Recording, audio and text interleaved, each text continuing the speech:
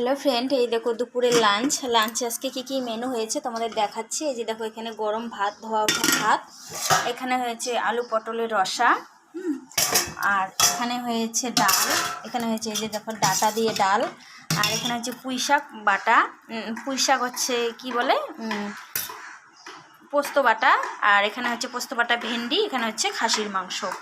এটা ওই বর্ষার জন্য রেখে দিয়েছে বাটিতে। আর আজকে প্রচুর গরম পড়েছে, তো তাই হালকা কিছুই রান্না করেছি, বেশি কিছু রান্না করিনি। তো তোমাদেরকে দেখালাম আজকের মেনুতে কি হয়েছে, তোমরা দেখে নাও আর বলো। নাও বসা, তুমি খেতে বসো। এই যে এখানে দিয়েছি মাংস, সজনা ডাঁটা খাবি তো, পুঁই শাক খাবি তো, অল্প দিলাম। এই যে এখানে পুঁই শাক দিলাম, এখানে আলু ভাজা আছে, ভাত, এখানে লেবু দিচ্ছি। আর আজকের ভাতটা দেখতেছো একটু মোটা আছে, কারণ কি চালের প্যাকেট শেষ হয়ে গেছে, আনার সময় হয় নাই। আমি খুচরো চাল নিয়ে এসেছি দোকান থেকে, তো ওটাই করে